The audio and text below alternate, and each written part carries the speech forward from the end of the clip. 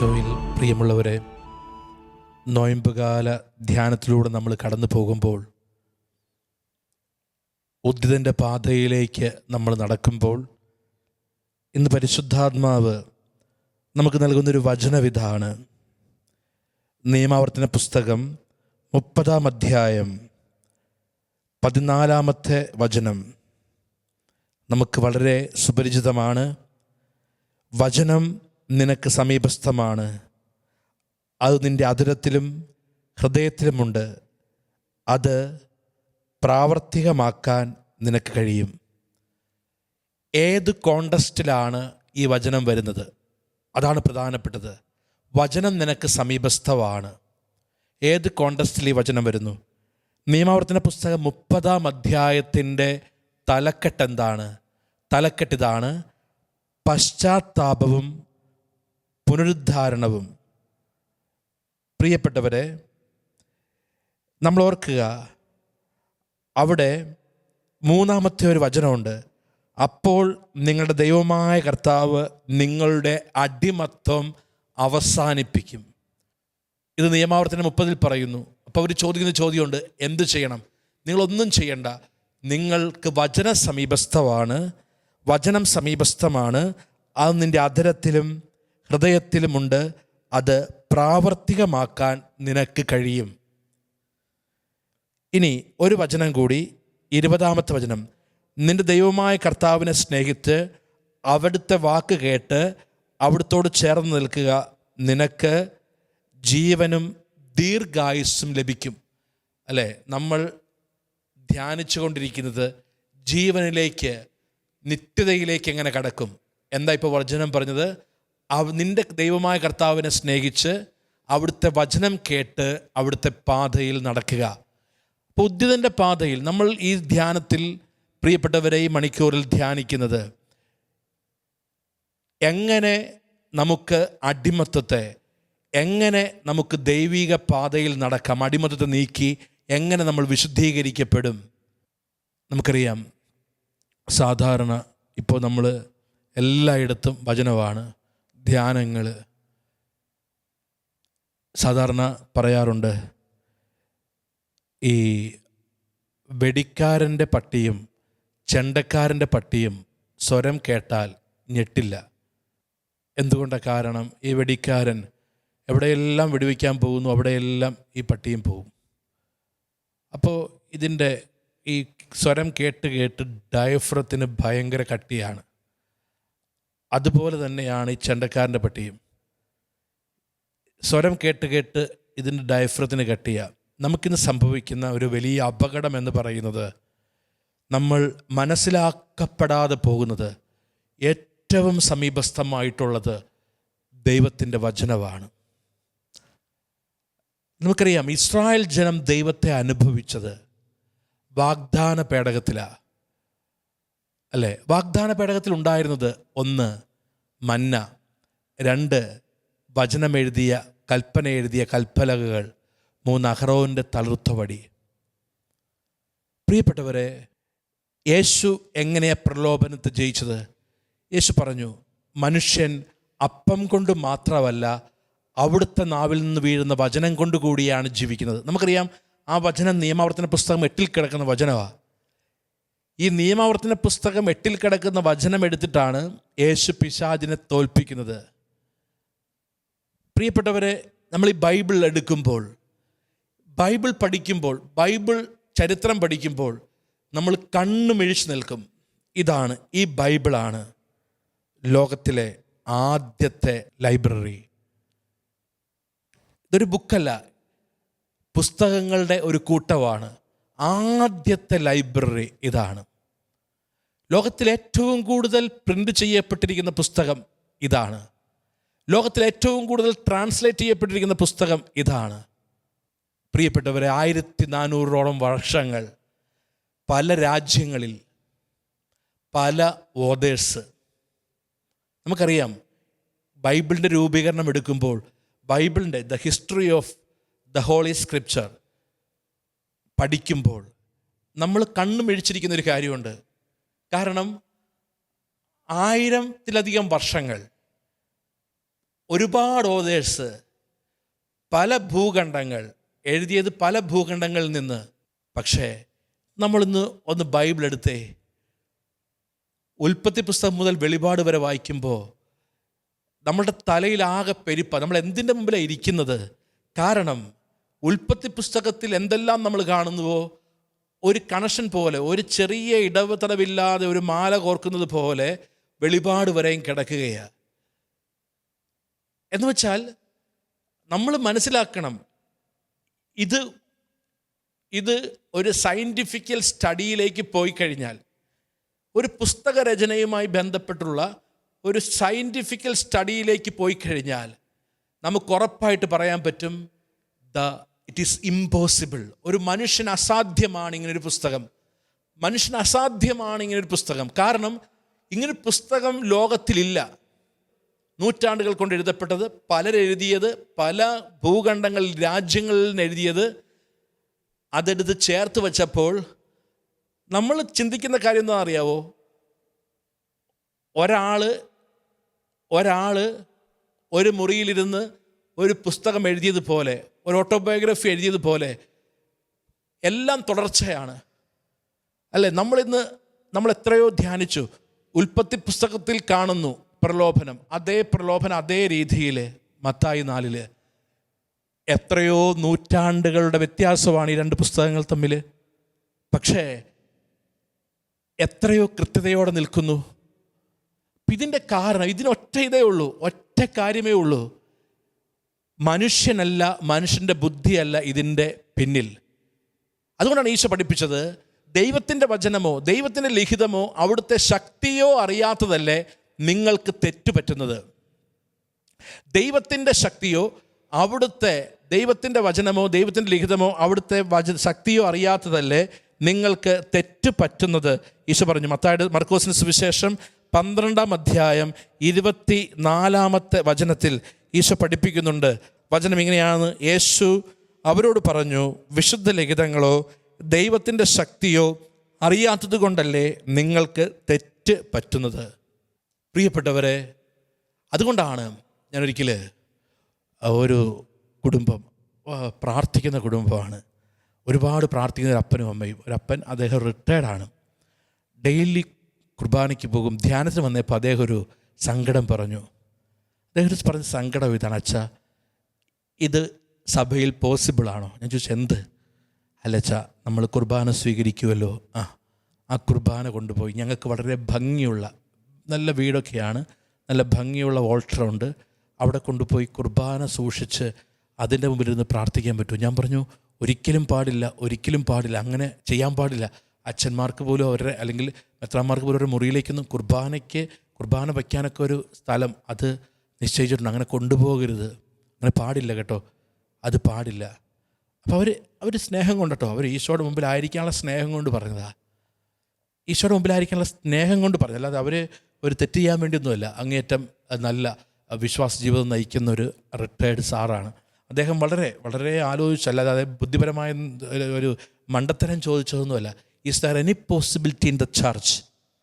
ഒരു സാധാരണ വ്യക്തിക്ക് കുർബാന എടുത്ത് മുറിയിൽ കൊണ്ടുപോയി, അല്ലെങ്കിൽ അദ്ദേഹത്തിൻ്റെ പ്രാർത്ഥനാ മുറിയിൽ ഓൾട്ടറിൽ കൊണ്ടുപോയി വച്ച്, അല്ലെങ്കിൽ ആ പ്രാർത്ഥനാ മുറിയിൽ ആ പ്രാർത്ഥിക്കുന്ന സ്ഥലത്ത് കൊണ്ട് വെച്ച് പ്രാർത്ഥിക്കാൻ, ആരാധിക്കാൻ എനി പോസിബിലിറ്റി ഫാദർ?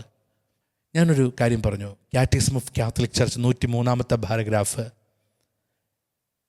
പരിശുദ്ധ കത്തോലിക്ക സഭ യേശുവിൻ്റെ ശരീരത്തെയും രക്തത്തെയും പോലെ തന്നെ വിശുദ്ധ ഗ്രന്ഥത്തെയും വണങ്ങുന്നു, കാണുന്നു. കാറ്റക്കിസം ഓഫ് കാത്തലിക് ചർച്ച് 103-ാമത്തെ പാരഗ്രാഫ് അതിനുള്ള ഉത്തരവാണ്. യേശുവിൻ്റെ പരിശുദ്ധ ശരീരത്തെപ്പോലെ തന്നെ പരിശുദ്ധ കത്തോലിക്ക സഭ വിശുദ്ധ ഗ്രന്ഥത്തെ കാണുന്നു, വിശുദ്ധ ഗ്രന്ഥത്തെ വണങ്ങുന്നു. That is the answer. ഇവിടെയാണ് നമ്മുടെ വീട്ടിലൊക്കെ ബൈബിൾ, നമ്മുടെ കുടുംബത്തിൽ ബൈബിൾ എവിടെ ഇരിക്കുന്നു? നമ്മൾ അതിനെ എത്രത്തോളം ദൈവവചനമായിട്ട് കാണുന്നു, എത്രത്തോളം അതിനെ നമ്മൾ ആദരിക്കുന്നു. ഞാൻ എന്തിനാ പറഞ്ഞെന്ന് ചോദിച്ചാൽ, യേശുവിൻ്റെ പരിശുദ്ധ ജീവിതത്തിലേക്ക് നടക്കുമ്പോൾ യേശു എന്താ ചെയ്യുന്നത്? യേശു സിനഗോഗിൽ വന്നു. ലൂക്കായുടെ സുവിശേഷം അനുസരിച്ച് 4-ാം അധ്യായം യേശുവിന് വിശുദ്ധ ഗ്രന്ഥം നൽകപ്പെട്ടു, യേശയ്യായുടെ പുസ്തകം അവൻ നൽകപ്പെട്ടു. അവൻ എടുത്തു തുറന്നപ്പോൾ അതിൽ കിട്ടിയൊരു കാര്യമുണ്ട്. കർത്താവിൻ്റെ ആത്മാവ് എൻ്റെ മേലുണ്ട്, ദരിദ്രരെ സുവിശേഷം അറിയിക്കുവാൻ അവിടുന്ന് എന്നെ അയച്ചിരിക്കുന്നു. അത് കിട്ടി. ഇതാണ് യേശുവിനെ നയിക്കുന്ന, യേശുവിനെ നടത്തുന്ന ഒരു വചനമെന്നത്. അപ്പം നമ്മൾ ഓർക്കുക, നമ്മൾ ഏത് പ്രതിസന്ധിയിൽ നിൽക്കുമ്പോൾ ആ പ്രതിസന്ധി അതിജീവിക്കാൻ നമുക്കുള്ള ഏറ്റവും വലിയ ആയുധം എന്നത് അത് ദൈവവചനമാണ്. ദൈവവചനം നമ്മൾ എടുക്കണം. ദൈവവചനമാകുന്നത് വാളാണെന്ന് പറയുന്നു. ദൈവവചനത്തോട് ചേർന്ന് നിൽക്കണം. നമ്മൾ ഇന്ന് വചനത്തിന് പ്രിയപ്പെട്ടവരെ അത്രയും നമ്മുടെ കുടുംബത്തിൽ പ്രാധാന്യം കൊടുക്കണം. വചനം അറിയാത്തതാണ് ഇന്ന് തെറ്റുപറ്റുന്നത്. വചനം നമ്മുടെ കുട്ടികളൊക്കെ നമ്മൾ എന്തിനായിരുന്നു, നമുക്കറിയാം ഡിവൈൻ ധ്യാന കേന്ദ്രമൊക്കെ ഒരു പക്ഷേ ചിലരൊക്കെ കളിയാക്കി ഈ പോക്കറ്റ് ബൈബിൾ, എന്തിനാണ് ഈ പോക്കറ്റ് ബൈബിളൊക്കെ നമ്മൾ രൂപപ്പെടുത്തിയത്? ഒരു കുട്ടികൾ സ്കൂളിൽ പോകുമ്പോൾ, ഓഫീസിൽ പോകുമ്പോൾ പോലും അത് ക്യാരി ചെയ്യപ്പെടും. എനിക്കൊരു ബൈബിളുണ്ട്, ഈ ബൈബിൾ ഉണ്ട് എന്നതാണ് നമുക്ക് അതിനോടൊരു വൈകാരിക ബന്ധം ഉണ്ടാകണം. ഇപ്പം ഞാൻ ഷാലോമിലേക്ക്, കോയമ്പത്തൂർ ധ്യാനകേന്ദ്രത്തിൽ നിന്ന് ഷാലോമിലേക്ക് വന്നു. ഷാലോമിൽ ഒത്തിരി ബൈബിളുണ്ട്. അല്ലെങ്കിൽ എനിക്കൊരു ബൈബിൾ മേടിച്ച് ബൈബിൾ എടുത്ത് പ്രസംഗിക്കാം. പക്ഷെ ഞാൻ ഒരു പക്ഷേ ഈ ഭാരമുള്ള ഈ ബൈബിള് അവിടെ നിന്ന് ചുമക്കാൻ കാരണം ഇതാണ് ഞാൻ, അല്ലെങ്കിൽ ഈ ബൈബിൾ ഇതെൻ്റെ ബൈബിളാണ്. ഇതിനോട് വൈകാരിക ബന്ധം. ഇത് പിടിച്ചാലേ, ഇത് കയ്യിലുണ്ടെങ്കിലേ ഞാൻ കംഫർട്ടാകൂ. എല്ലാ ബൈബിളിലും ഈ കാര്യമുണ്ട്. പക്ഷേ ഈ ബൈബിൾ എൻ്റെ കയ്യിലുണ്ടെങ്കിലേ, ഈ ബൈബിൾ എൻ്റെ അടുത്തുണ്ടെങ്കിലേ, ഈ ബൈബിൾ എൻ്റെ മുറിയിലുണ്ടെങ്കിലേ ഞാൻ കംഫർട്ടാകൂ. അല്ലെങ്കിൽ ഈ ബൈബിളിൻ്റെ കയ്യിലുള്ള, അതൊരു വൈകാരിക ബന്ധമാണ്. ഇത് കയ്യിലുണ്ടെങ്കിലേ ഞാൻ കംഫർട്ടാകൂ. എനിക്ക് വായിക്കാൻ, എനിക്ക് തുറക്കാൻ, എനിക്കൊരു കാര്യം അന്വേഷിക്കാൻ എൻ്റെ ബൈബിൾ തന്നെ വേണം. ഞാൻ കംഫർട്ടാകും. ഇതൊരു വൈകാരിക ബന്ധമാണ്. ഈ വൈകാരികത, ഈ ബന്ധം, അതാണ് വചനം നമ്മുടെ ജീവിതത്തിൽ വന്നാൽ, വചനത്തോട് ചേർന്ന് നിന്നാൽ അത് വലിയ അഭിഷേകം, നന്മ ആയി മാറും. പ്രിയപ്പെട്ടവരെ, നമ്മുടെ പ്രതിസന്ധിയിൽ ദൈവം നമ്മളെ തൊടും, വചനത്തിലൂടെ തൊടും. വചനം പഠിക്കാൻ ഈ നോയമ്പ് കാലഘട്ടത്തിൽ നമ്മൾ എന്തുകൊണ്ടാണ് 10 വചനങ്ങൾ പറഞ്ഞു തരുന്നത്? ആ 10 വചനങ്ങൾ പ്രിയപ്പെട്ടവരെ പഠിക്കുക. ആ 10 വചനങ്ങൾ പഠിക്കുക. ആ 10 വചനങ്ങളോട് ചേർന്ന് നിൽക്കുക. ആ വചനങ്ങൾ അറിയുക. അതിനാൽ ആ വചനത്തിൽ ആശ്രയിക്കുക. അപ്പോൾ തീർച്ചയായിട്ടും നമ്മിൽ ഒരു ദൈവിക ഇടപെടൽ കടന്നു വരും, ഉറപ്പാണ്. ഞാൻ ഓർക്കുന്നൊരു കാര്യം, സെമിനാരിലൊക്കെ പഠിക്കുമ്പോൾ നമുക്ക് പല രീതിയിലുള്ള പ്രതിസന്ധികൾ ഒക്കെ ഉണ്ടാകും. ഞാൻ ഓർക്കുന്നൊരു കാര്യം, ഇപ്പോൾ ഈ നോവിഷ്യറ്റിലൊക്കെ പഠിക്കുന്ന സമയത്ത് നോവിഷ്യറ്റിൽ ഇങ്ങനെ പറയും, നിങ്ങളുടെ വിളി ജീവിതത്തെക്കുറിച്ചൊക്കെ ചിന്തിക്കണം. അപ്പോൾ ഞാൻ എൻ്റെ വിളി ജീവിതത്തെക്കുറിച്ച് ചിന്തിക്കുമ്പോൾ ഞാൻ ചിന്തിച്ചൊരു കാര്യം, ഞാൻ എൻ്റെ അപ്പൻ്റെ അമ്മയുടെ മകനാണ്, ഏക മകനാണ്. അപ്പം ഞാൻ അച്ഛനായാൻ തുടർന്നു കഴിഞ്ഞാൽ വീട്ടിലാരുണ്ട്, ഇങ്ങനെയുള്ള ഒരുപാട് പ്രതിസന്ധികൾ. പിന്നെ വ്രതമെടുക്കാൻ പോവുകയാണ്. വ്രതമെടുക്കാൻ പോകുമ്പോൾ ഈ വ്രതം, അനുസരണം, ബ്രഹ്മചര്യം, ദാരിദ്ര്യം, ഈ വ്രതം എനിക്ക് ജീവിക്കാൻ പറ്റും. ഒരുപാട് പ്രതിസന്ധി. ഒരു ദിവസം വ്രതമൊക്കെ എടുക്കുന്നത് ഒരു മെയ് മാസം 22-ാം തീയതി, അതിൻ്റെ 2 ദിവസം മുമ്പ് ഞാൻ ഇപ്പോഴും ഓർക്കുന്നൊരു കാര്യം, അപ്പോൾ ഈ വ്രതം എടുക്കാൻ ഒരുങ്ങി. അപ്പോൾ അതിനൊരു ഫോം എഴുതി കൊടുക്കണം. അത് എഴുതുന്നെന്ന് 2 ദിവസം മുമ്പ് എനിക്ക് ഭയങ്കര അസ്വസ്ഥത. കാരണം ഒരു വളരെ പ്രധാനപ്പെട്ട തീരുമാനം എടുക്കുകയാണ്. അപ്പം ഞാൻ വളരെ സാധാരണ നമ്മളിങ്ങനെ വൈകുന്നേരം ഭക്ഷണം, രാത്രി സപ്രൊക്കെ കഴിഞ്ഞ് കുറച്ചിനെ വർത്തമാനമൊക്കെ പറഞ്ഞ് കൂട്ടുകാരോടൊക്കെ വർത്തമാനം പറഞ്ഞ് നമ്മൾ പോയി കട്ടിലേ പോയി, എന്നെ സംബന്ധിച്ച് കട്ടിലൊക്കെ കണ്ടാൽ മതി, കിടന്നാൽ അപ്പം ഉറങ്ങും. അപ്പോൾ ഈ കിടന്നാൽ അപ്പം ഉറങ്ങുന്ന ഞാൻ അന്ന് എനിക്ക് ഒട്ടും ഉറക്കം വരുന്നില്ല. ഇതിനെക്കുറിച്ച് ഇപ്പോൾ ഞങ്ങളുടെ ഈ നോവിസ് മാസ്റ്റർ അച്ഛനൊക്കെ പറയും, ഇതിനെക്കുറിച്ച് ഗൗരവമായിട്ട് ചിന്തിക്കണം. ഇതൊരു നിമിഷം കൊണ്ട് വെറുതെ എടുക്കേണ്ട തീരുമാനമല്ല, ദൈവവുമായിട്ട് എടുക്കുന്ന ഉടമ്പടിയാണ്, ദൈവത്തിന് കൊടുക്കുന്ന വാഗ്ദാനമാണ്. ഈ വ്രതവാഗ്ദാനം ദൈവത്തിന് കൊടുക്കുന്നതാണ് എന്നൊക്കെ അച്ഛനിങ്ങനെ ആവർത്തിച്ച് ക്ലാസ്സുകളിൽ പറഞ്ഞുകൊണ്ടിരിക്കുക. അപ്പോൾ ഇത് നമ്മളെ ഡിസ്റ്റർബ് ചെയ്യാൻ തുടങ്ങി.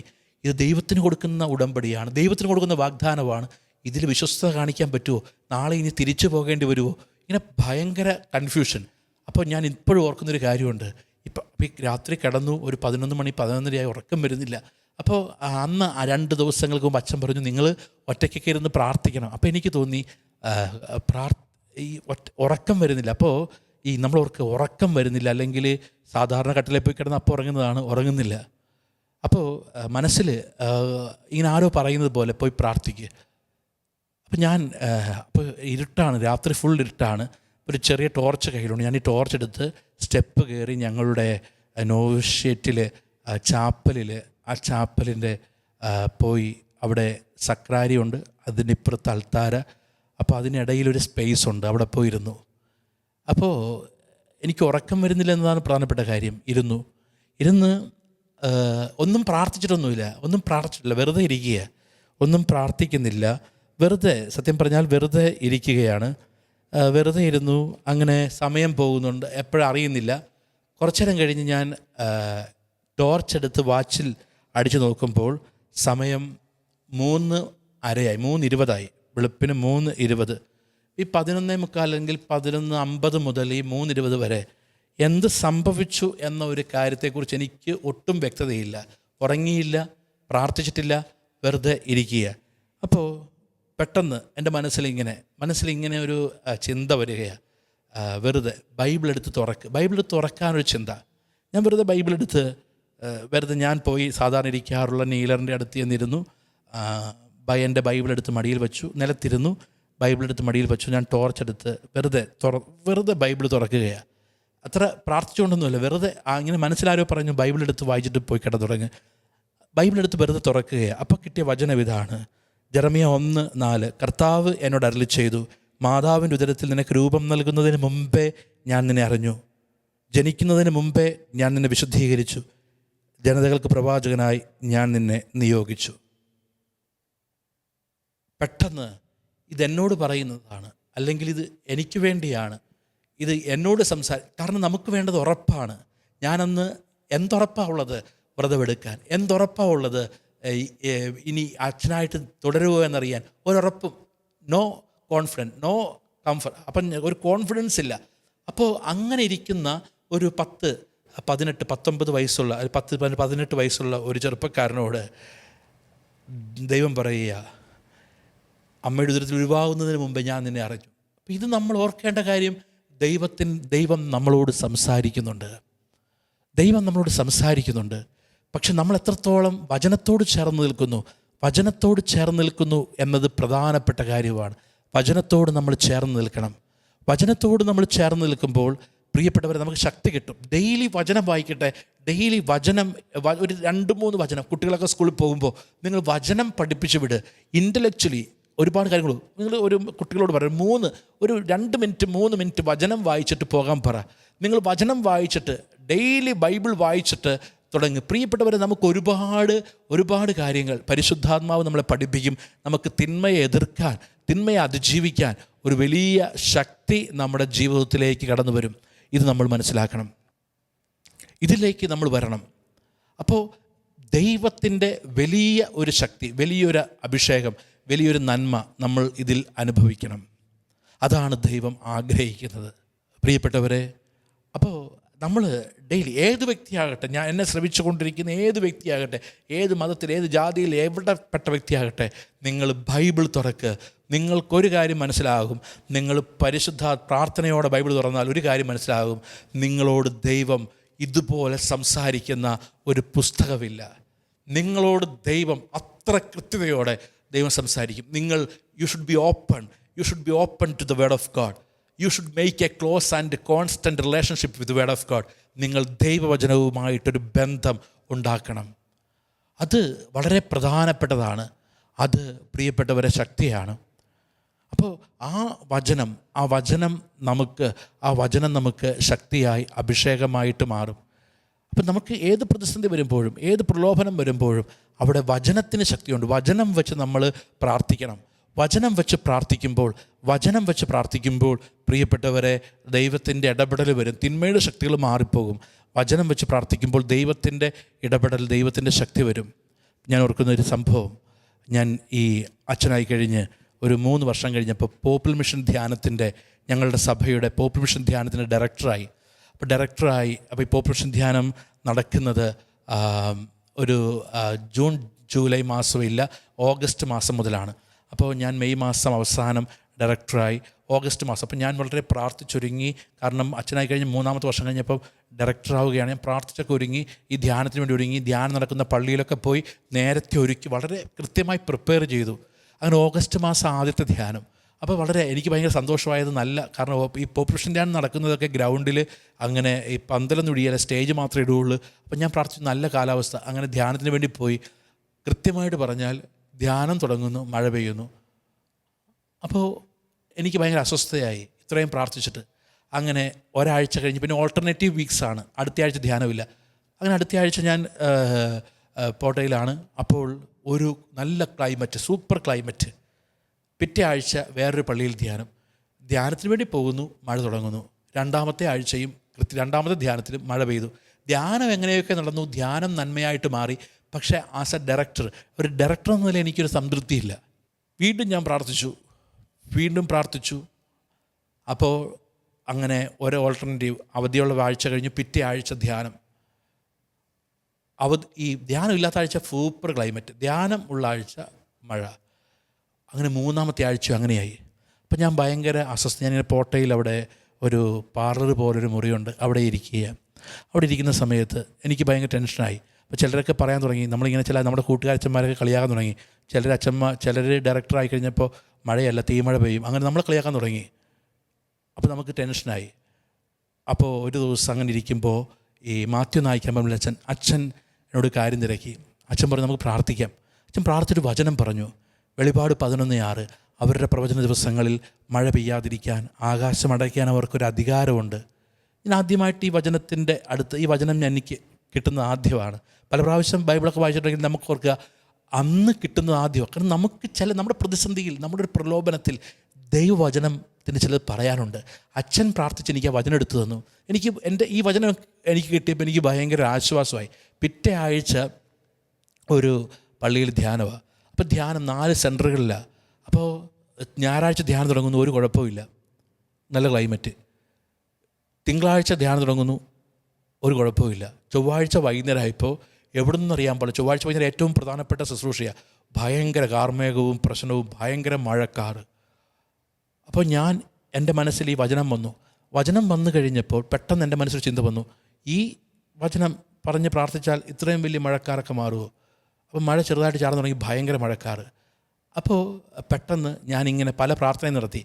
മഴയൊക്കെ ഒന്ന് ശാന്തമായിട്ട് വേണമെങ്കിൽ ആൾക്കാരെ കൊണ്ട് പറയിപ്പിക്കുക, ഇല്ലെങ്കിൽ ഈ വചനം പറഞ്ഞ് പ്രാർത്ഥിച്ചിട്ട് മഴയെങ്ങാനും പെയ്ത് കഴിഞ്ഞ് ആൾക്കാർ ചിന്തിക്കും അച്ഛൻ്റെ ഒരു ശക്തിയില്ല, അഭിഷേകമില്ലെന്നൊക്കെ. അപ്പോൾ നമ്മുടെ മനസ്സിൽ ഈ നമ്മളെന്ന ചിന്ത വരും, നമ്മളാണ് ചെയ്യുന്നത്, നമ്മളാണ് പ്രാർത്ഥിക്കുന്നത്, നമ്മുടെ ശക്തി കൊണ്ട്. അങ്ങനെയല്ല, ദൈവത്തിൻ്റെ ശക്തി. ഇത് നമ്മൾ മനസ്സിലാക്കുന്നില്ല. കുറച്ച് കഴിഞ്ഞപ്പോൾ എനിക്ക് മനസ്സിലായി, ഒരു വചനം എൻ്റെ മനസ്സിലേക്ക് പെട്ടെന്ന് വരാൻ തുടങ്ങി. ദൈവവചനം അനുസരിച്ചവൾ ഭാഗ്യവതി. ഈ വചനം എൻ്റെ മനസ്സിൽ. അപ്പം എനിക്ക് മനസ്സിലായി എൻ്റെ പ്രശ്നമാണ് ഇത്. ഞാൻ പറയുന്ന വചനമല്ല, ദൈവം എഴുതി വെച്ചിരിക്കുന്ന വചനമാണ്. ഞാൻ ജനത്തോട് പറഞ്ഞു, ഈ വചനം പറഞ്ഞ് പ്രാർത്ഥിക്കും 3 പ്രാവശ്യം. വെളിപാട് 11:26. അത് കഴിഞ്ഞ് ഞാൻ പിന്നെ എൻ്റെ നോട്ടം മാറി. ഞാൻ വചനം പ്രസംഗിക്കാൻ തുടങ്ങി. 6:30 മുതൽ 9:30 തീരും, 9:45 തീർന്നു. അവിടെ മഴ പെയ്തില്ല. അപ്പോൾ വൈകുന്നേരം ഞങ്ങളിങ്ങനെ ഭക്ഷണം കഴിക്കാതിരുന്നപ്പോൾ വികാരിച്ചെന്ന് പറഞ്ഞു, എൻ്റെ അച്ഛാ, ഞാൻ കണ്ടതിൽ ഏറ്റവും വലിയ അത്ഭുതം ഇതാ. ഞാൻ ചോദിച്ചാൽ എന്താ വെച്ചാൽ, അല്ലച്ചാ, നമ്മുടെ ഇടവകയുടെ അങ്ങേ അതിർത്തിയിലോ ഇങ്ങേ അതിർത്തിയിലോ അവിടെ വരെ ഭയങ്കര മഴ. നമ്മൾ 4 സെൻറ്ററിലും ഒരു പന്തലും ഇല്ലാതെ ഇരുന്ന് ധ്യാനം കൂടുന്നു. അപ്പം നമ്മൾ ഓർക്കേണ്ട കാര്യം, ദൈവവചനം എത്ര നൂറ്റാണ്ട് ഈ വചനത്തിന് ശക്തിയുണ്ട്. നമ്മൾ വചനം അറിയുക, വചനത്തോട് ചേർന്ന് നിൽക്കുക. ഈ തിന്മയുടെ ശക്തിയെ തോൽപ്പിക്കാൻ ഏറ്റവും വലിയ അഭിഷേകത്തിൻ്റെ ആയുധം എന്ന് പറയുന്നത് ദൈവവചനമാണ്. ദൈവവചനത്തോട് നമ്മൾ ചേർന്ന് നിൽക്കുവാൻ പരിശുദ്ധാത്മാവ് പ്രിയപ്പെട്ടവരെ നമ്മളോട് പറയുന്നു. നമ്മൾ ഇന്ന് പ്രാർത്ഥിക്കാൻ എടുക്കുന്ന വചനം ഇതാണ്. നിയമാവർത്തന പുസ്തകം 30-ാം അധ്യായം. വചനം ഇതാണ് നമ്മളെ ഓർമ്മിപ്പിക്കുന്നത്. വചനം നിനക്ക് സമീപസ്ഥമാണ്, അത് നിൻ്റെ അധരത്തിലും ഹൃദയത്തിലുമുണ്ട്, അത് പ്രാവർത്തികമാക്കാൻ നിനക്ക് കഴിയും. ഈ വചനത്തിൻ്റെ അഭിഷേകം നിറയാൻ വേണ്ടി പ്രാർത്ഥിക്കണം. വചനം എനിക്ക് സമീപസ്ഥമാണ്, വചനം എനിക്ക് സമീപസ്ഥമാണ്, യേശു എനിക്ക് സമീപസ്ഥമാണ്, യേശു എനിക്ക് അടുത്ത് വരുന്നത്. വചനം എനിക്ക് സമീപസ്ഥമാണെന്ന് ഞാൻ പറഞ്ഞ് പ്രാർത്ഥിക്കുമ്പോൾ യേശു എനിക്ക് സമീപസ്ഥമാണെന്ന ഉറപ്പിലേക്കാണ് ഞാൻ വരുന്നത്. വചനം എനിക്ക് സമീപസ്ഥമാണ്. ഇനി എവിടെയൊക്കെയാണ് വചനം എനിക്ക് സമീപസ്ഥമാണ്? അത് നിൻ്റെ അധരത്തിലും ഹൃദയത്തിലുമുണ്ട്. അധരത്തിൽ വായിച്ചാൽ പോരാ, അത് ഹൃദയത്തിലുമുണ്ട് വചനം എനിക്ക്. അപ്പോൾ ഇന്ന് നമ്മൾ ഈ വചനം വായിക്കുമ്പോൾ നിങ്ങൾക്ക് ഇഷ്ടപ്പെട്ട, അല്ലെങ്കിൽ നിങ്ങൾ ബൈബിൾ തുറന്ന് പ്രാർത്ഥിച്ചൊരു വചനം എടുത്ത് ഒരു വചനം വായിച്ചിട്ട് നിങ്ങൾ ഇങ്ങനെ പ്രാർത്ഥിക്കുക: വചനം എനിക്ക് സമീപസ്ഥമാണ്, എൻ്റെ ഹൃദയത്തിലും എൻ്റെ അധരത്തിലും വചനമുണ്ട്. അങ്ങനെ യേശുവാകുന്ന വചനത്തെ അനുഭവിക്കുവാനുള്ള ഒരു കൃപ നമുക്ക് ലഭിക്കട്ടെ. അതിനുവേണ്ടി നമുക്ക് ഈ ആരാധനയിൽ പ്രാർത്ഥിക്കാം. ദൈവം അനുഗ്രഹിക്കട്ടെ.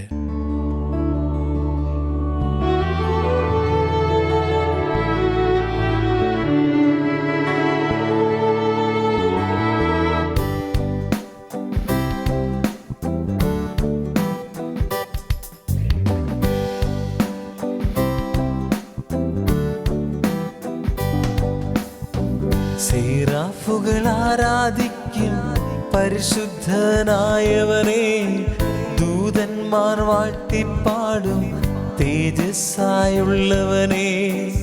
എല്ലാ നാമങ്ങൾക്കും മേലായ നാമമേ, എല്ലാ മുട്ടും മടങ്ങും യേശുവിൻ നാമമേ.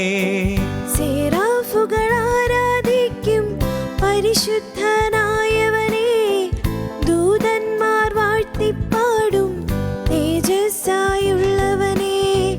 എല്ലാ നാമങ്ങൾക്കും മേലായ നാമമേ, എല്ലാ മുട്ടും മടങ്ങും യേശുവിൻ നാമമേ. ഓ ഹല്ലേലൂയ, ഓ ഹല്ലേലൂയ, ഓ ഹല്ലേലൂയ, ഓ ഹല്ലേലൂയ. പരിശുദ്ധനായവൻ നീയേ, അതിശ്രേഷ്ഠനായവൻ നീയേ, സർവസൃഷ്ടികൾക്കും നാഥനായവനേ. പൊടി മാത്രമാകുമീ എന്നെ കരുണാർദ്ര പാത്രമായി മാറ്റാൻ, സ്വർഗമഹിമയെല്ലാം വെടിഞ്ഞു വന്നവനേ. പരിശുദ്ധനായവൻ നീയേ, അതിശ്രേഷ്ഠനായവൻ നീയേ, സർവസൃഷ്ടികൾക്കും നാഥനായവനേ. പൊടി മാത്രമാകുമീ എന്നെ കരുണാർദ്ര പാത്രമായി മാറ്റാൻ, സ്വർഗമഹിമയെല്ലാം വെടിഞ്ഞു വന്നവനേ. ആരാധനേ എന്നേശുവേ, ആരാധനേ എന്നേശുവേ. ഓ ഹല്ലേലൂയ, ഓ ഹല്ലേലൂയ, ഓ ഹല്ലേലൂയ, ഓ ഹല്ലേലൂയ. പരിശുദ്ധനായവൻ നീയേ, അതിശ്രേഷ്ഠനായവൻ നീയേ, സർവസൃഷ്ടികൾക്കും നാഥനായവനേ. പൊടി മാത്രമാകുമീ എന്നെ കരുണാർദ്ര പാത്രമായി മാറ്റാൻ, സ്വർഗമഹിമയെല്ലാം വെടിഞ്ഞു വന്നവനേ. ആരാധനേ എന്നേശുവേ, ആരാധനേ എന്നേശുവേ, ആരാധനേ എന്നേശുവേ, ആരാധനേ എന്നേശുവേ, ആരാധനേ എന്നേശുവേ. ആരാധന ആരാധിക്കുന്നു, സ്തുതിക്കുന്നു, മഹത്വപ്പെടുത്തുന്നു. യേശുവേ ആരാധന, ഹല്ലേലൂയ, ഹല്ലേലൂയ, ഹല്ലേലൂയ. യേശുവേ ആരാധന, ഹല്ലേലൂയ, ഹല്ലേലൂയ. യേശുവേ ആരാധന, ഹല്ലേലൂയ, ഹല്ലേലൂയ, ഹല്ലേലൂയ, യേശുവേ ആരാധന, ആരാധന,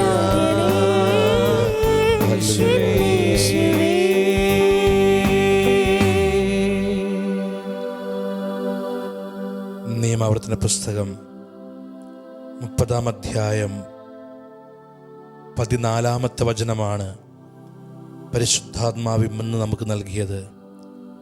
വചനം നിനക്ക് സമീപസ്ഥമാണ്, അത് നിൻ്റെ അധരത്തിലും ഹൃദയത്തിലുമുണ്ട്.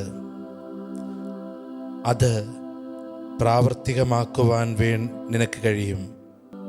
യോഹന്നാന്റെ സുവിശേഷം 1-ാം അധ്യായം 1 മുതലുള്ള വചനങ്ങൾ നമുക്ക് വളരെ സുപരിചിതമാണ്.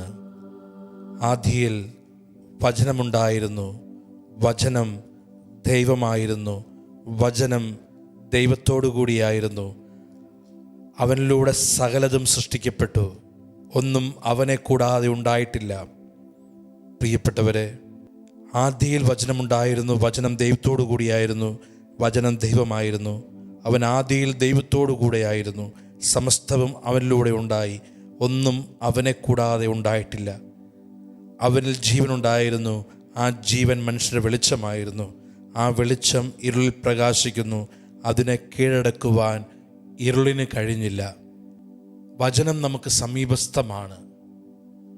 അതുകൊണ്ടാണ് ഈശോ പഠിപ്പിച്ചത്, വചനം അറിയാത്തതാണ് നിങ്ങൾക്ക് തെറ്റുപറ്റുന്നത്. പ്രിയപ്പെട്ടവരെ, ഈ നിമിഷം നമുക്കറിയാം, പിശാച് യേശുവിനെ സമീപിക്കുമ്പോൾ, പിശാച് യേശുവിനെ പ്രലോഭിപ്പിക്കുമ്പോൾ യേശുവിൻ്റെ ആദ്യത്തെ ഫോക്കസ് പോകുന്നത് വചനത്തിലേക്കാണ്. യേശുവിൻ്റെ ആദ്യത്തെ ഫോക്കസ്, ഈശോയുടെ ഫോക്കസ് മുഴുവനും വചനത്തിലാണ്. ഇതാ നിന്റെ ദൈവമായ കർത്താവിനെ പരീക്ഷിക്കരുതെന്ന് എഴുതപ്പെട്ടിരിക്കുന്നു. ഇതാ മനുഷ്യൻ അപ്പം കൊണ്ട് മാത്രമല്ല, ദൈവത്തിൻ്റെ നാവിൽ നിന്ന് വീഴുന്ന വചനം കൊണ്ടുകൂടിയാണ്. പ്രിയപ്പെട്ടവരെ, വചനത്തിൻ്റെ ശക്തിയാലാണ് യേശു തിന്മയെ തോൽപ്പിച്ചത്.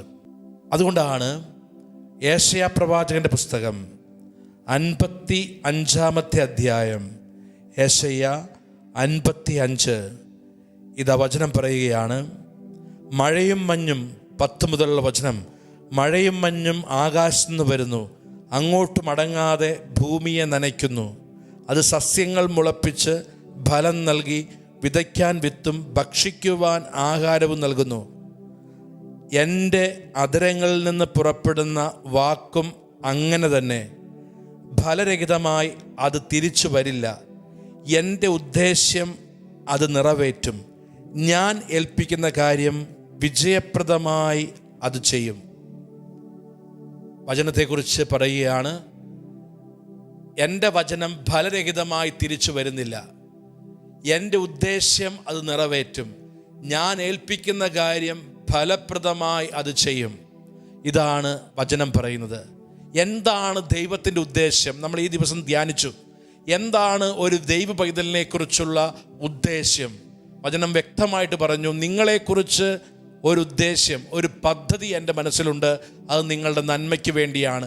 അപ്പോൾ ദൈവത്തിൻ്റെ ഉദ്ദേശ്യം, ഏത് കാര്യം ജീവിതത്തിൽ സംഭവിക്കുമ്പോഴും ഉദ്ദേശ്യം ഇതാണ്, ദൈവത്തിൻ്റെ പദ്ധതി. ദൈവത്തിൻ്റെ പദ്ധതി ഇതാണ്, നന്മയാണ്. ഏത് കാര്യം സംഭവിക്കുമ്പോഴും. ഇനി ആ നന്മ എങ്ങനെ സംഭവിക്കും? അത് വചനത്തിലൂടെയാണ് ദൈവം ഉത്തരം നൽകുന്നത്. പ്രിയപ്പെട്ടവരെ, അതിന് ഏറ്റവും നല്ല ഉദാഹരണം ഈ യോഹന്നാൻ ആദ്യത്തെ അധ്യായത്തിൽ പറഞ്ഞു, ആദിയിൽ വചനമുണ്ടായിരുന്നു, വചനം ദൈവമായിരുന്നു, അവനിലൂടെ സമസ്തം ഉണ്ടായി. ഇത് കഴിഞ്ഞിട്ട് അടുത്ത അധ്യായം എന്താ പറയുന്നത്? അടുത്ത അധ്യായം സമസ്തവും അവനിലൂടെ ഉണ്ടായി, വചനം വഴി സമസ്തം ഉണ്ടായി എന്ന് പറഞ്ഞിട്ട് അടുത്ത അധ്യായം കാനായിലെ കുടുംബത്തിലെ വീഞ്ഞ് തീർന്നു പോകുന്നു. വീഞ്ഞ് തീർന്നു പോകുമ്പോൾ ആദ്യത്തെ അധ്യായം എന്താ പറഞ്ഞത്? സമസ്തവും വചനം വഴി ഉണ്ടായി. പരിശുദ്ധ അമ്മ എന്ത് പറഞ്ഞു? അവൻ പറയുന്നത് കേൾക്ക്, വചനം കേൾക്ക്. ഇപ്പോൾ തീർന്നു പോയ ഈ കുടങ്ങൾ ഉണ്ടാകണമെങ്കിൽ അത് വീഞ്ഞാകട്ടെ, എന്താകട്ടെ, സമസ്തവും ഉണ്ടായത് വചനം വഴിയാണ്. സമസ്തവും ഉണ്ടായത് വചനം വഴിയാണ്. ഇപ്പോൾ ഒരു കുടുംബത്തിൽ വീഞ്ഞ് തീർന്നു പോയി. ആ കുടുംബത്തോട് പരിശുദ്ധമ്മ പറയുന്ന ഉത്തരം, അവൻ പറയുന്നത് കേൾക്ക്, വചനം കേൾക്ക്. പ്രിയപ്പെട്ടവരെ, നമ്മുടെ ഓരോരുത്തരുടെയും പ്രതിസന്ധിയിൽ ഇത് തന്നെയാണ് ദൈവത്തിന് പറയാനുള്ളത്.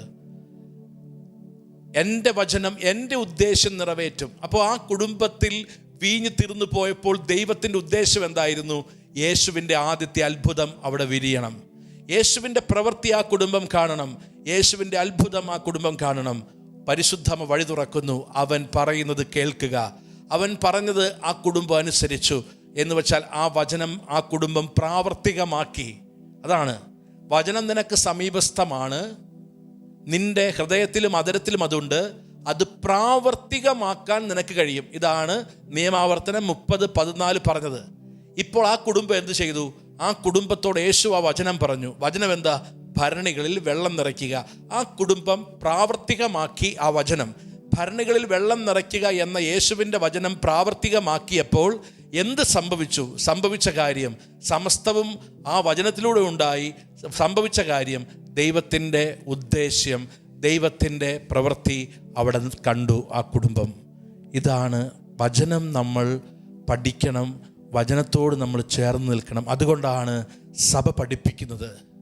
പരിശുദ്ധ കത്തോലിക്ക സഭ യേശുവിൻ്റെ ശരീരത്തെയും രക്തത്തെയും പോലെ തന്നെ വചനത്തെയും കാണുന്നു. പ്രിയപ്പെട്ടവരെ, വചനം സമീപസ്ഥമാണ്. വചനത്തോട് നമ്മൾ ചേർന്ന് നിൽക്കുക. ദൈവം നമ്മളോട് സംസാരിക്കുന്നു. അതുകൊണ്ടാണ് 2 ശിഷ്യന്മാർ ജെറുസലേമിൽ നിന്ന് എമ്മാവുസിലേക്ക് പോകുമ്പോൾ യേശു ആദ്യം ചെയ്തത് എന്താ? വിശുദ്ധ ലിഖിതങ്ങൾ ഗ്രഹിക്കുവാൻ പാകത്തിന് അവൻ അവരുടെ ഹൃദയത്തെ തുറന്നു. He open their heart to understand the scripture. അവൻ വിശുദ്ധ ലിഖിതങ്ങൾ മനസ്സിലാക്കാൻ പാകത്തിന് അവരുടെ ഹൃദയത്തെ തുറന്നു. നമ്മൾ വചനത്തിൻ്റെ അഭിഷേകം നമ്മിൽ കടന്നു വരുവാൻ വേണ്ടി പ്രാർത്ഥിക്കുക. വചനം നമ്മിലുണ്ടെങ്കിൽ നമ്മൾ, പ്രിയപ്പെട്ടവരെ, സംരക്ഷിക്കപ്പെടും. നമ്മൾ സംരക്ഷിക്കപ്പെടും. തിന്മയെ എതിർക്കുവാൻ ശക്തി കിട്ടും. തിന്മയെ എതിർക്കുവാനുള്ള കരുത്ത്, ബലം നമുക്ക് കിട്ടും. വചനത്തിലൂടെ ദൈവം നമ്മളോട് സംസാരിക്കുന്നുണ്ട്. ഉൽപ്പത്തി പുസ്തകം മുതൽ വെളിപാട് വരെ ഇതിലെ ഓരോ വരിയിലും ദൈവത്തിൻ്റെ സ്വരമാണ്. ഇത് മനുഷ്യൻ്റേതല്ല, ഇത് ദൈവത്തിൻ്റെ സ്വരമാണ്. അതിനാൽ ഈ വചനത്തിൻ്റെ അഭിഷേകം നമ്മൾ നിറയാൻ we should make a close and constant relationship with the word of God. നമ്മൾ ദൈവവചനത്തോട് ചേർന്ന് നിൽക്കണം. ഒരു നിമിഷം നമുക്ക് കരങ്ങൾ, പ്രിയപ്പെട്ടവരെ, വിശുദ്ധ കുർബാനയിലേക്ക് നീട്ടാം. നമ്മൾ എല്ലാ ദിവസവും ഒരു പ്രതിസന്ധി വരുമ്പോൾ, ഒരു പ്രശ്നം വരുമ്പോൾ നമ്മൾ അങ്ങോട്ടും ഇങ്ങോട്ടും പോകാതെ it is close to you, ഇത് നിനക്ക് അടുത്തുണ്ട്, ഇതിലേക്ക് നമ്മൾ പോകണം. നമ്മളിന്ന് ഓട്ടമാണ്. എൻ്റെ പ്രശ്നത്തിന് പരിഹാരം എവിടെയാണ്? ഓട്ടമാണ്. അത് നമ്മൾ ധ്യാന കേന്ദ്രങ്ങൾ, അങ്ങനെ ഒരുപാട് ഇടങ്ങൾ ഓടുന്നുണ്ട്. ധ്യാന കേന്ദ്രങ്ങൾ, പ്രാർത്ഥന ഇടങ്ങളിൽ പോകരുതെന്നല്ല. വചനം നിനക്ക് സമീപസ്ഥമാണ്. It is close to you. അത് നിനക്ക് അടുത്തുണ്ട്. അത് നിൻ്റെ കയ്യിലുണ്ട്, നിൻ്റെ വീട്ടിലുണ്ട്, നിൻ്റെ മുറിയിലുണ്ട്, നിൻ്റെ തൊട്ടടുത്തുണ്ട്. നീ അതിലേക്ക് പോവുക. വിത്ത് പ്രയർ, നീ പ്രാർത്ഥനയോടെ വചനത്തിലേക്ക് പോവുക. അവിടെ അതിനുള്ള ഉത്തരവുണ്ട്. അവിടെ ഉത്തരമുണ്ട് എന്ന് വ്യക്തമായിട്ട് പഠിപ്പിക്കുന്നു. നീ പള്ളിയിൽ പോകരുതെന്നോ, ധ്യാന കേന്ദ്രങ്ങളിൽ പോകരുതെന്നോ, അല്ലെങ്കിൽ തീർത്ഥാടന കേന്ദ്രങ്ങളിൽ പോകരുതെന്നോ ഒന്നുമല്ല. പക്ഷേ നീ ഒരു പ്രതിസന്ധി വരുമ്പോൾ നീ ആദ്യം നോക്കേണ്ടത് എന്ത് ദൈവം നിന്റെ ഈ പ്രശ്നത്തിൽ നിന്നോട് പറയുന്നു, എന്താണ് ഈ പ്രശ്നത്തിൽ ദൈവിക പദ്ധതി. അതിന് വചനം നിന്റെ അടുത്തുണ്ട് എന്ന് വചനം പഠിപ്പിക്കുന്നു. സഭ വ്യക്തവും കൃത്യവുമായിട്ട് പഠിപ്പിക്കുന്നു.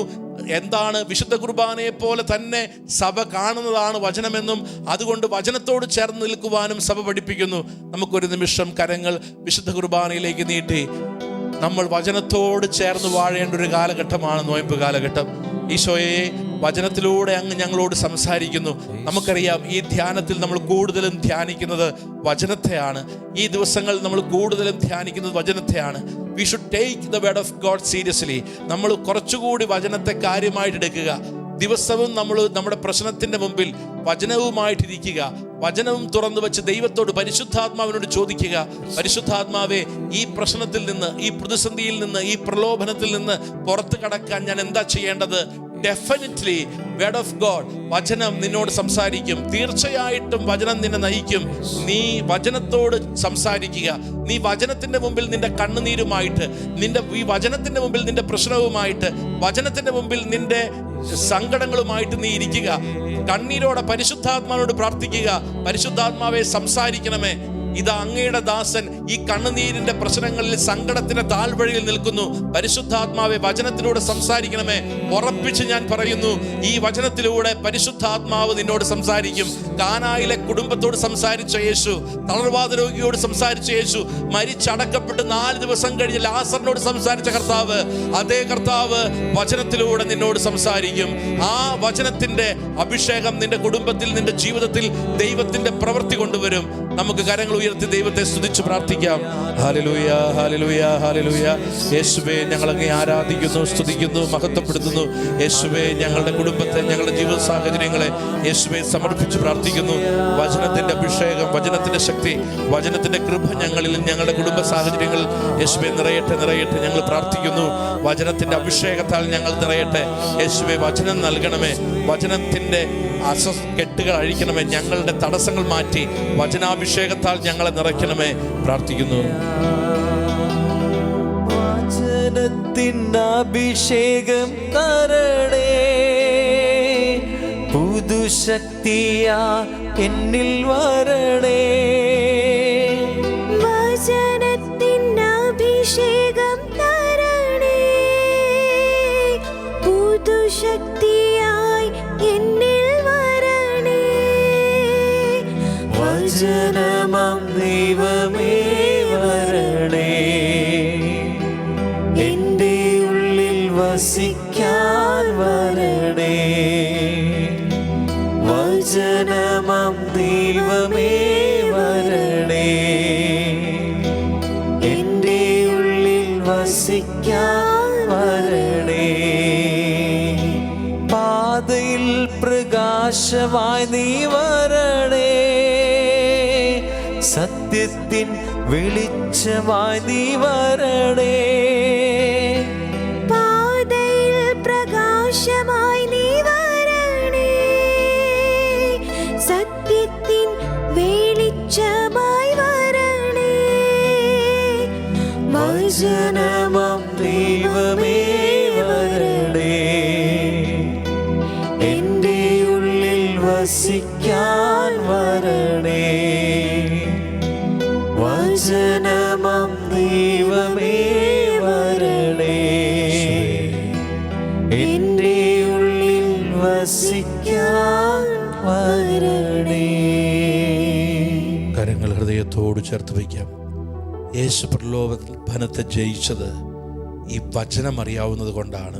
അതുകൊണ്ടാണ് യേശു പറഞ്ഞത്, നിങ്ങൾ എന്തുകൊണ്ടാണ് പ്രലോഭനത്തിൽ വീഴുന്നത്? നിങ്ങൾക്ക് എന്തുകൊണ്ടാണ് തെറ്റുപറ്റുന്നത്? വചനം അറിയാത്തത് കൊണ്ട്. വചനം അറിയാത്തത് കൊണ്ടാണ് നിങ്ങൾക്ക് തെറ്റുപറ്റുന്നത്. വചനം അറിഞ്ഞിരുന്നത് കൊണ്ടാണ്, വചനമായിരുന്നത് കൊണ്ടാണ് ഞാൻ തിന്മയെ തോൽപ്പിച്ചത്. അതിനാൽ നമ്മൾ വചനം, ഒരു പക്ഷേ നമ്മുടെ കുടുംബത്തിൽ ഒരു പ്രതീക്ഷിക്കാത്ത ചില കാര്യങ്ങളൊക്കെ വരുമ്പോൾ, അല്ലെങ്കിൽ ഒരു സങ്കടം വരുമ്പോൾ, നമ്മൾ കുറച്ച് സമയമെങ്കിലും നമ്മൾ ഒറ്റയ്ക്ക് നമ്മൾ വചനത്തിൻ്റെ മുമ്പിലിരിക്കണം. നമ്മൾ പ്രാർത്ഥിച്ച്, പരിശുദ്ധാത്മാവിനോട് പ്രാർത്ഥിച്ച്, സാധിക്കുമെങ്കിൽ ഒന്ന് കുമ്പസാരിച്ച് പരിശുദ്ധാത്മാവിനോട് പ്രാർത്ഥിച്ച് നമ്മൾ വചനത്തിൻ്റെ മുമ്പിലിരിക്കണം. കാരണം ഓരോ പ്രതിസന്ധിയിലും ദൈവത്തിന് ചിലത് പറയുവാനുണ്ട്. ചിലപ്പോൾ ആ വചനം ദൈവം തരുന്ന ഉത്തരവായിരിക്കും, നമുക്കറിയില്ല. കാരണം വചനം ദൈവം തരുന്നതാണ്. ഒരിക്കലൊരു യാത്രയിൽ റെയിൽവേ സ്റ്റേഷനിൽ നിൽക്കുകയാണ്. അല്പം വൈകിയത് കൊണ്ട് റെയിൽവേ സ്റ്റേഷനിലേക്ക് ഓടി വരുന്നു, ട്രെയിൻ വരുന്നു. അപ്പോൾ ഒരു ചെറുപ്പക്കാരൻ, പരിചയമുള്ളൊരു ചെറുപ്പക്കാരൻ, അവൻ പറഞ്ഞു, അച്ഛാ, ഞാൻ ധ്യാനം കൂടിയിട്ടുണ്ട്. അച്ഛാ, ഞാൻ 2 വർഷമായിട്ട് ജോലിക്ക് വേണ്ടി അന്വേഷിക്കുക. അച്ഛാ, എനിക്കൊരു വചനം തരാമോ? റെയിൽവേ സ്റ്റേഷനിൽ ട്രെയിൻ വരുന്ന ഒച്ച കേൾക്കുന്നു. അപ്പോൾ ഇവനെ ഒഴിവാക്കണം എനിക്ക്. ഞാൻ പെട്ടെന്ന്, എൻ്റെ കയ്യിൽ പെട്ടെന്ന് വചനമൊന്നും ഞാൻ പെട്ടെന്ന് എൻ്റെ മനസ്സിൽ ഞാനങ്ങനെ ശ്രമിക്കുന്നില്ല. ഞാൻ ഈ മൊബൈലിൽ ഈ ട്രെയിനിൻ്റെ നമ്പർ അല്ലെങ്കിൽ സീറ്റ് നമ്പർ നോക്കിക്കൊണ്ടിരിക്കുക. പെട്ടെന്ന് ഞാൻ അത് ബാക്ക് അടിച്ചിട്ട് ഞാൻ വെറുതെ ബൈബിൾ ഓപ്പൺ ചെയ്തു. ബൈബിൾ ഓപ്പൺ ചെയ്തിട്ട് ഞാനോട് പറഞ്ഞു, ഈ വചനം നീ എടുക്കുക. ഓപ്പൺ ചെയ്തപ്പോൾ കിട്ടിയ വചനം അവനെ ഒഴിവാക്കാൻ വേണ്ടി ഞാൻ പറഞ്ഞു കൊടുത്തു. ആ വചനം ഇതാണ്, സുഭാഷിതം 23:18. തീർച്ചയായും നിനക്കൊരു ഭാവിയുണ്ട്, നിൻ്റെ പ്രതീക്ഷയ്ക്ക് ഭംഗം സംഭവിക്കുകയില്ല. അവനെ ഒഴിവാക്കാൻ, അവനെ ഒഴിവാക്കി വിടാൻ, തിരക്കുള്ളത് കൊണ്ട് അവനെ മാറ്റി നിർത്താൻ വെറുതെ ബൈബിളോ പ്രാർത്ഥിച്ചോ ഒന്നുമല്ല, വെറുതെ എടുത്ത് തുറന്ന ഒരു വചനം. ആ വചനം അവൻ്റെ പേനയെടുത്ത് അവൻ്റെ കൈവെള്ളയിൽ കുറിച്ചിട്ടു. ആ വചനം ഇതാണ്, സുഭാഷിതം 23:18. തീർച്ചയായിട്ടും നിനക്കൊരു ഭാവിയുണ്ട്, നിൻ്റെ പ്രതീക്ഷയ്ക്ക് ഭംഗം നേരിടുകയില്ല. ഒരു 18 ദിവസം കഴിയുമ്പോഴാണ് ഇവൻ എന്നെ കാണാൻ വരുന്നത്. അച്ഛാ, 9 മാസം മുമ്പ് അറ്റൻഡ് ചെയ്തിരുന്ന ഒരു ഇൻ്റർവ്യൂ, അത് തള്ളിപ്പോയതാണ്. പക്ഷേ ഇപ്പോൾ എന്നെ വിളിച്ചിരിക്കുന്നു. ഞാൻ പ്രതീക്ഷിച്ചതുപോലെ, ഞാൻ ആഗ്രഹിച്ചതുപോലെ ഒരു ജോലി. ആ വചനം എന്തായിരുന്നു? നിൻ്റെ പ്രതീക്ഷയ്ക്ക് ഭംഗം സംഭവിക്കുകയില്ല. കഴിഞ്ഞ 2-3 വർഷമായിട്ട് പഠിച്ചു കഴിഞ്ഞിട്ടിറങ്ങിയ അതേ ജോലി കിട്ടുമോ എന്ന പ്രതീക്ഷയോടെ കാത്തിരിക്കുന്നൊരു ചെറുപ്പക്കാരൻ, ആ ചെറുപ്പക്കാരനോട് ദൈവം പറയുകയാണ്, നിൻ്റെ പ്രതീക്ഷയ്ക്ക് ഭംഗം സംഭവിക്കുകയില്ല. അവൻ പറഞ്ഞ വാക്ക്, ജോലി കിട്ടിക്കഴിഞ്ഞപ്പോൾ ആദ്യം പറഞ്ഞ വാക്ക്, അച്ഛാ എൻ്റെ പ്രതീക്ഷയനുസരിച്ച് എനിക്കൊരു ജോലി കിട്ടി, നിൻ്റെ പ്രതീക്ഷയ്ക്ക് ഭംഗം വരില്ല. പ്രിയപ്പെട്ടവരെ, നമ്മുടെ പ്രതിസന്ധിയിൽ, നമ്മുടെ വേദനയിൽ, നമ്മുടെ അസ്വസ്ഥതയിൽ ദൈവത്തിന് ചിലത് പറയുവാനുണ്ട്. അതിനാൽ നമ്മൾ ഈ നോയമ്പ് കാലഘട്ടത്തിൽ, നമ്മൾ ഈ ദിവസങ്ങളിൽ കൂടുതൽ വചനം വായിക്കുക. ഒരു പക്ഷേ എന്നെ ഇപ്പോൾ ശ്രമിക്കുന്നവർ പല കാര്യങ്ങളിൽ അവർ ചോദിക്കുന്നുണ്ടാകാം, അച്ഛാ ഈ ഒരു പ്രശ്നത്തിൽ നിന്ന് പുറത്ത് കിടക്കാൻ ഏത് വചനമാണ്? ഒറ്റക്കാര്യം ഞാൻ പറയുന്നുള്ളൂ, നിങ്ങൾ പ്രാർത്ഥിച്ച് നിങ്ങൾ ഈശോയെ സംസാരിക്കണമേ എന്ന്, പരിശുദ്ധാത്മാവെ സംസാരിക്കണമേ എന്ന് പറഞ്ഞ് നിങ്ങൾ വചനമെടുക്കുക. നിങ്ങളുടെ മുമ്പിൽ നിങ്ങൾ കാണും നിങ്ങളുടെ പ്രശ്നത്തിനുള്ള പരിഹാരം. നിങ്ങളുടെ മുൻപിൽ, നിങ്ങളുടെ കണ്ണിൽ, നിങ്ങളുടെ കയ്യിൽ നിങ്ങൾ കാണും നിങ്ങളുടെ പ്രശ്നത്തിനുള്ള ഉത്തരം. നിങ്ങൾ വിശ്വസിക്ക്, ഇത് ജീവിക്കുന്ന ദൈവമാണെന്ന് കഴിഞ്ഞ മണിക്കൂറിൽ വചനത്തെക്കുറിച്ച് കേട്ടു. അതിനാൽ ഈ വചനം നമ്മിൽ അഭിഷേകമായിട്ട് മാറട്ടെ. ഒരു നിമിഷം നമുക്ക് 2 കരങ്ങളും വിശുദ്ധ കുർബാനയിലേക്ക് നീട്ടാം. ആ വചനം ഒരിക്കൽ കൂടി നിങ്ങളുടെ മനസ്സിൽ ആഴത്തിൽ പതിയട്ടെ. നിയമാവർത്തനം 30:14, വചനം നിനക്ക് സമീപസ്ഥമാണ്, അത് നിൻ്റെ അധരത്തിലും ഹൃദയത്തിലുമുണ്ട്, അത് പ്രാവർത്തികമാക്കുവാൻ നിനക്ക് കഴിയും. ഇതാ ഈ നിമിഷം ഈ വചനത്തിൻ്റെ അഭിഷേകം ഓരോ വ്യക്തിയിലും ഓരോ കുടുംബത്തിലും കടന്നു വരട്ടെ. നമ്മളുടെ എല്ലാ പ്രശ്നങ്ങളെയും ഈശോയ്ക്ക് ഒരിക്കൽ കൂടി സമർപ്പിക്കുക. രോഗപീഠകൾ, സാമ്പത്തിക ബുദ്ധിമുട്ടുകൾ, ഇപ്പോൾ നമ്മുടെ കുടുംബം കടന്നു പോകുന്ന എല്ലാ പ്രശ്നങ്ങളെയും സമർപ്പിച്ച് ഈശോയെ, വചനത്തിൻ്റെ അഭിഷേകം ഞങ്ങളുടെ കുടുംബ സാഹചര്യങ്ങളിൽ, ബന്ധങ്ങളിൽ കടന്നു വരാൻ ഞങ്ങൾ പ്രാർത്ഥിക്കുന്ന കർത്താവേ. ഇപ്പോൾ ഈ ശുശ്രൂഷയിൽ പങ്കെടുത്തുകൊണ്ടിരിക്കുന്നവർ, പിന്നീട് ഓൺലൈനിലൂടെ ഈ ശുശ്രൂഷ കാണുന്നവർ, ഈശോയെ സമർപ്പിക്കുന്നു. ഈ ശുശ്രൂഷയിൽ ദൈവത്തിൻ്റെ ഇടപെടൽ, വചനാഭിഷേകം കടന്നു വരട്ടെ. ഞങ്ങൾക്കല്ല കർത്താവേ, അങ്ങയുടെ നാമത്തിന്, അങ്ങയുടെ വചനത്തിന് മഹത്വം ഉണ്ടാകട്ടെ. പ്രാർത്ഥിച്ച് ഞങ്ങൾ സ്തുതിക്കുന്നു. Hallelujah, hallelujah, hallelujah. യേശുവേ ആരാധന. Hallelujah, hallelujah, hallelujah, hallelujah. യേശുവേ ആരാധന. Hallelujah, hallelujah, hallelujah, hallelujah, hallelujah, hallelujah, hallelujah, hallelujah. യേശുവേ ആരാധന. വചനത്തിൻ അഭിഷേകം തരണേ, പുതുശക്തിയാ എന്നിൽ വരണേ. വചനത്തിൻ അഭിഷേകം തരണേ, പുതുശക്തിയായി എന്നിൽ വരണേ. നിത്യസ്തുതിക്ക് യോഗ്യനായ പരിശുദ്ധ പരമദിവ്യകാരുണ്യ ഈശോയ്ക്ക് എന്നേരവും ആരാധനയും സ്തുതിയും പുകഴ്ചയും ഉണ്ടായിരിക്കട്ടെ. വചനാഭിഷേകത്താൽ ഞങ്ങൾ നിറയ്ക്കുന്ന പരിശുദ്ധ പരമദിവ്യകാരുണ്യ ഈശോയ്ക്ക് എന്നേരവും ആരാധനയും സ്തുതിയും പുകഴ്ചയും ഉണ്ടായിരിക്കട്ടെ. വചനത്താൽ അനുദിനം ഞങ്ങളെ നയിക്കുന്ന പരിശുദ്ധ പരമദിവ്യകാരുണ്യ ഈശോയ്ക്ക് എന്നേരവും ആരാധനയും സ്തുതിയും പുകഴ്ചയും ഉണ്ടായിരിക്കട്ടെ. ഇന്നത്തെ വചനം നിയമാവർത്തനം 30:14. വചനം നിനക്ക് സമീപസ്ഥമാണ്, അത് നിന്റെ അധരത്തിലും ഹൃദയത്തിലുമുണ്ട്, അത് പ്രാവർത്തികമാക്കാൻ നിനക്ക് കഴിയും.